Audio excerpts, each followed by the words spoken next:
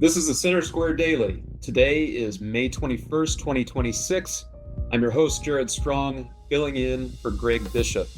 On today's show, we'll be discussing Illinois' highly paid diversity commissioners and their side jobs again, the secretive billion-dollar capital renovation and expansion in California, and we'll conclude with a brief look at stories around the country with America's Talking. First, to Illinois, where we've been watching closely the work of the Commission on Equity and Inclusion. We have some new developments that are part of an upcoming story, and I'm here to give you a preview of that. Now, the Diversity Commission was formed 4 years ago to increase the amount of state contract money that's spent with businesses that are owned by racial minorities, women, and people with disabilities. The state has goals that range from 20 to 30%. We're talking about billions of dollars that are at stake. The commission says it's making progress, notably in the overall dollars spent with those businesses. That figure reached $1.6 billion last year. Based on the commission's accounting, that amount reached nearly half of the state's percentage goals. But the commission's purported progress toward the goals was mostly the result of how it calculates the percentages. The total amount of money it said was subject to the goals plummeted last year to about $14.6 billion. That's less than half of what it was the year before. So to put it simply, if they reduce the amount that should be available to the businesses by half, their percentages double without any actual progress. Now, most troubling is that in the past 2 years, the total number of minority and women-owned businesses that are certified to get preference for the contracts has dropped by about half. That was a result of a computer problem that is requiring more work from the businesses to get certified. The commission has struggled to fix it. Now, other states have similar goals, but Illinois is different in that it's created this new agency with an annual cost that exceeds $6 million and put 7 commissioners in charge of it who have salaries of about $150,000 each year. Now, our reporting has shown that despite the high pay, the commissioners have less responsibility than their counterparts elsewhere in government, and they're allowed to work side jobs for extra pay. Lawmakers are questioning whether they're earning their state paychecks. So, here's the news. Following the Center Square's scrutiny of those side jobs, several of the commissioners recently amended their financial disclosures from past years to ensure that they comply with state law. State government employees are required to reveal outside income sources and other information to help prevent conflicts of interest. Now, the amendments show that the commission's chairperson, Nina Harris, has been working as a human resources contractor for her previous employer, the Springfield Urban League, for each of the past 3 years while she was also being paid by the state. Her disclosures don't list the specific amount she made. The disclosures don't require it. But in her most recent filing, we know that she made more than $8,700 last year. That's in addition to her $155,000 state salary. And during that time that she's been working 2 jobs, the commission's certification blunder has been ongoing. At least one of the commissioners appeared to have no idea of the problem until last fall, which was well into a year of it happening. Despite the commission's efforts to get more businesses certified in recent months, it just reported another downturn in the numbers this week. It stands at 2,782, down from a peak of about 5,400. Now, Harris has not responded to the Center Square's request for comment. In fact, all the commissioners have refused to talk to us, even when we sought their comments in person. But this Hoover, I speak with our outreach director. Oh, do you want to talk to me? Try. The question is, Hannah, I'm actually getting ready for a hearing, but I appreciate you being here. And thank you so much. Or maybe you could tell me I can't. the dial-in instructions and the WebEx link were gone for this meeting's agenda. Was that just an oversight? Because it was missing from the certification and subcommittee meeting last week too. Again, I appreciate you being here. I'll have to respectfully decline to engage, but you have a good afternoon, and we're cleaning up this room so we can get ready for.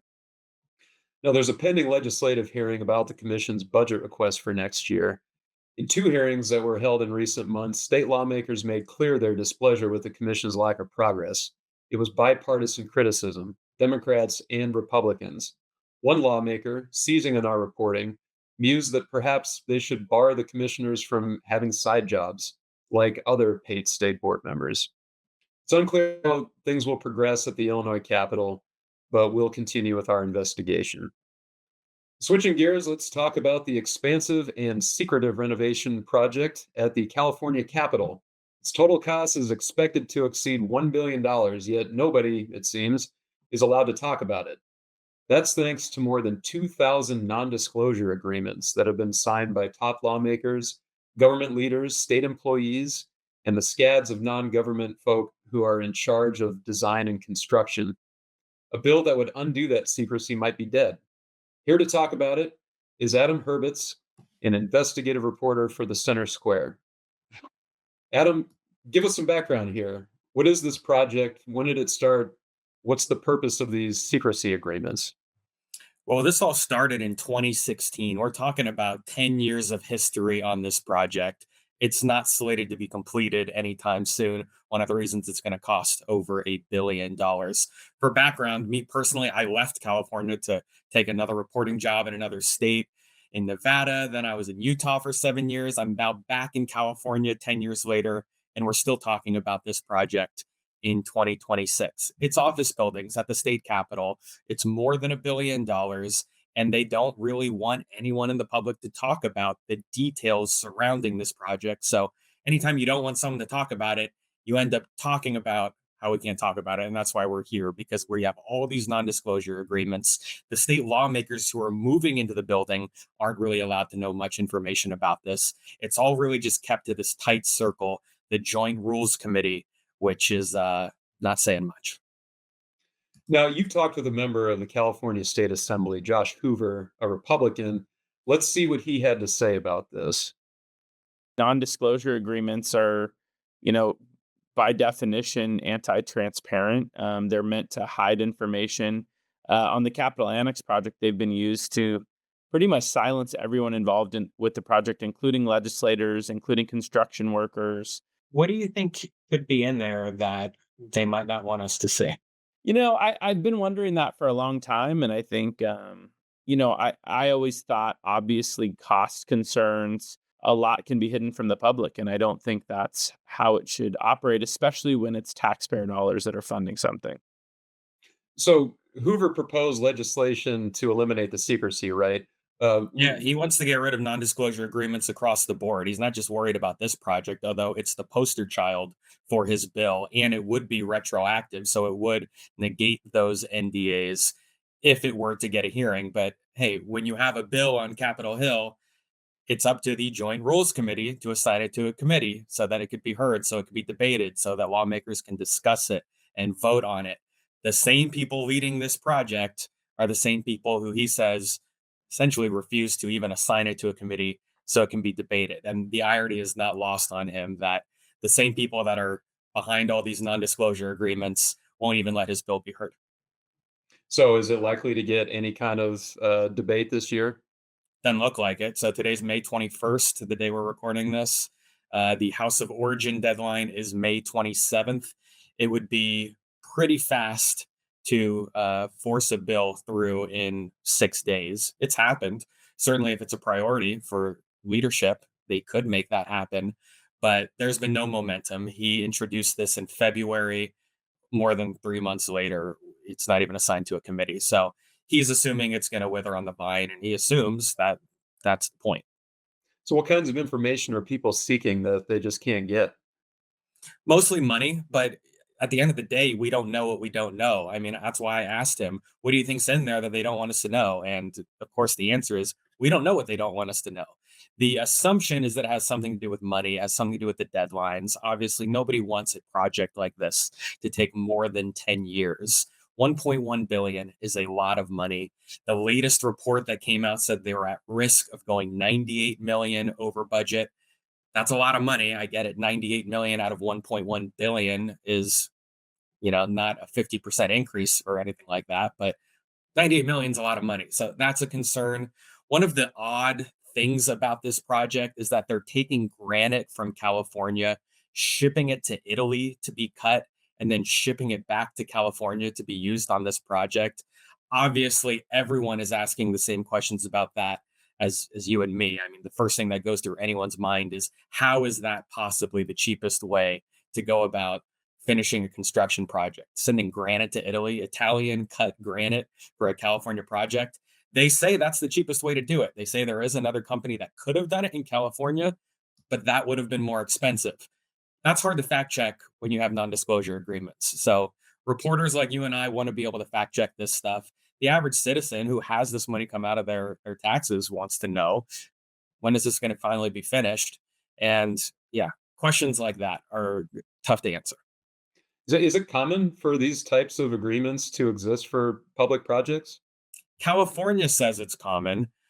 It's up for debate, and there are groups across the country that want to put a stop to this. One of the groups that we interviewed was one of the founding members of a group called the Ban Secret Deals Coalition. So non-disclosure agreements do exist, but if this bill were to go through and be voted on and approved, they wouldn't exist in California. And I think that's his main point, is there's a lot of things that could happen, even if they're not necessarily happening on this one. We just don't know. So whenever you don't know what's going on inside government, people are going to talk about it, people are going to question it, and they're probably going to assume the worst in some cases. And I think that's the crux of why he wants this bill to at least be heard. All right. Well, thanks, Adam, for following this. We'll look forward to your future reporting on it. Now for America's Talking. First, let's go to Pennsylvania, where Governor Josh Shapiro's clean energy goals are being undercut by a surge in demand for electricity. That surge, estimated at more than 30 gigawatts by 2030, is mostly tied to power-hungry data centers. And the regional organization that oversees the electrical grid in the area, including parts or all of about a dozen states, reports that natural gas might lead the way. PJM recently announced that more than 800 new electrical generation projects want to connect to the grid. It's operating under a new protocol in which projects that can be completed quickest get priority for approval. The project proposals for solar and wind power generation cannot alone meet that increased demand. Instead, those that use natural gas to produce electricity totaled about 3 times the expected demand surge. Industry experts say natural gas is still the most viable short-term solution to rising energy needs. Next, let's head to Michigan, where a leading Republican state lawmaker is asking federal officials to investigate the Democratic governor, Gretchen Whitmer, over a $20 million taxpayer-funded grant to a political ally and donor. That ally, Faye Baydown, is accused of using some of the grant money on purchases for herself, such as home decor, catered dinners, and personal legal fees. She faces a long term of imprisonment if convicted. Michigan State Republican leader Eric Nesbitt said the state attorney general's office cannot impartially investigate Whitmer's potential ties to this scheme, so the federal Department of Justice should step in. In North Carolina, state lawmakers voted this week to override a governor's veto of its Educational Choice for Children Act, which would enable residents to get federal tax credits for their donations to private schools.